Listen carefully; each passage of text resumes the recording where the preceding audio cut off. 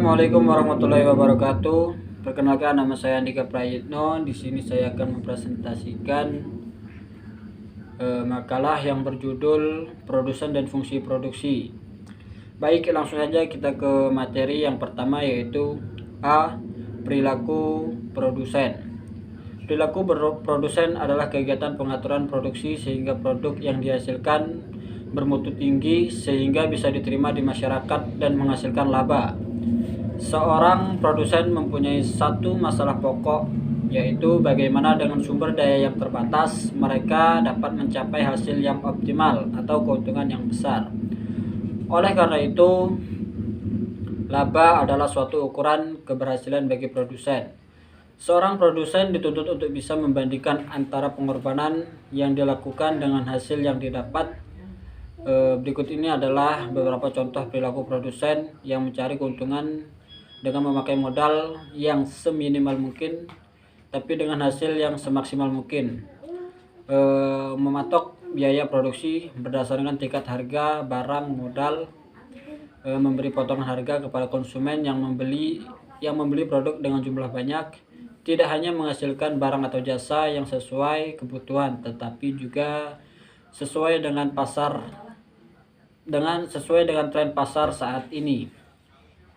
Selanjutnya B. Masalah pasar dalam perilaku produsen. Dalam melakukan produksi ada 4 masalah dasar dalam produsen, di antaranya sebagai berikut. Yang pertama yaitu apa yang harus diproduksi. Dalam hal ini Quiparent sebagai pelaku produsen harus sumber daya apa yang terbatas dalam masyarakat guna memutuskan barang atau jasa mana yang harus diproduksi. Contoh, menemukan jumlah produksi atau beras dan jagung untuk masyarakat Indonesia lebih membutuhkan yang mana. Selanjutnya yaitu bagaimana cara memproduksinya. Produksi barang memiliki banyak metode. Contohnya dalam membajak sawah, masyarakat lebih memilih memakai kerbau atau traktor pembajak sawah kecil,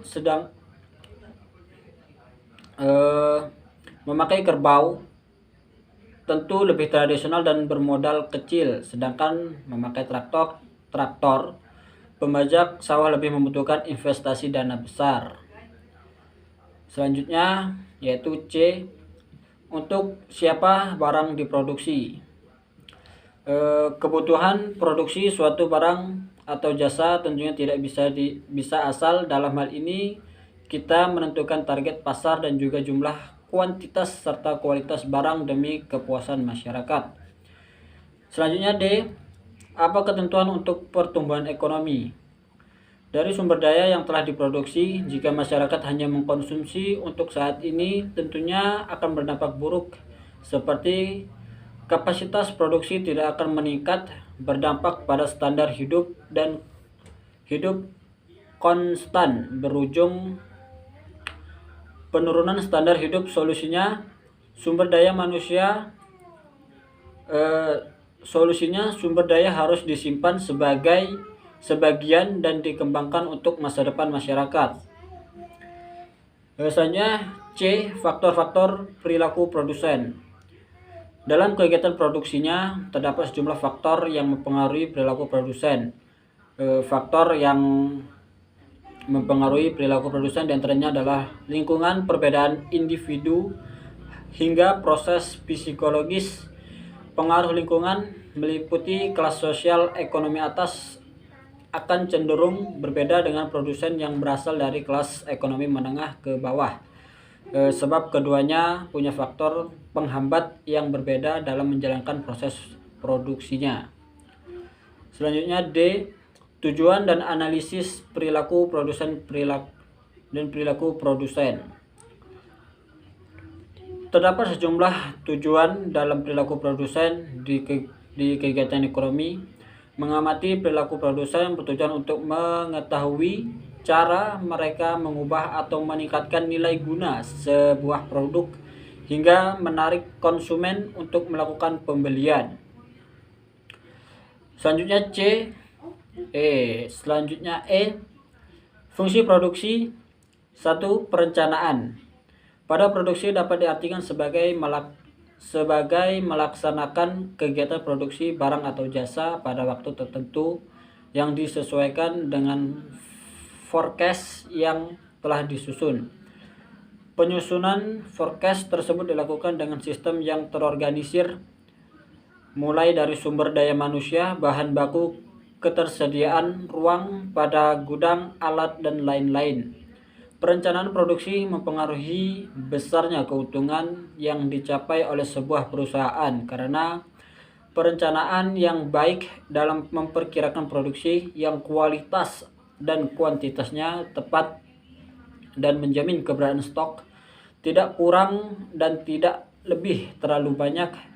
Stok kurang bisa mengakibatkan konsumen beralih ke produk yang sejenis karena kehabisan, sementara kelebihan stok beresiko kadaluarsa sementara barang belum terjual habis.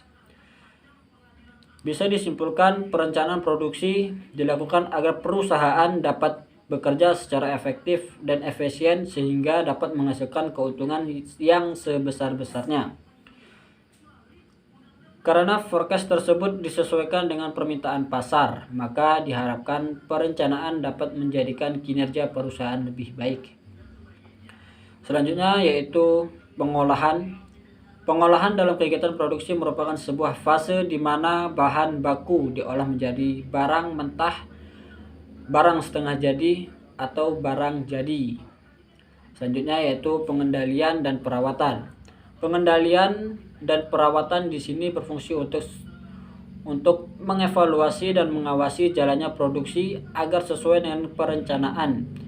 Di dalam perusahaan penting sekali untuk melakukan pembagian tugas antara perencanaan, pelaksanaan, dan pembagian tugas antara perencanaan, pelaksanaan, dan pengawasan agar produk yang dihasilkan sesuai dengan standar perusahaan. Selanjutnya, jasa penunjang. Fungsi ini untuk meningkatkan cara kerja produksi. Terkadang proses produksi begitu lambat, gemuk, dan ribet. Tidak jarang ada metode yang lebih efektif dan efisien. Baik, itu saja yang dapat saya sampaikan. Kurang lebihnya saya mohon maaf. Dan apabila salah kata saya mohon maaf, dan kepada Allah saya mohon ampun. Saya akhiri, wabillahi taufiq wal hidayah. Wassalamualaikum warahmatullahi wabarakatuh.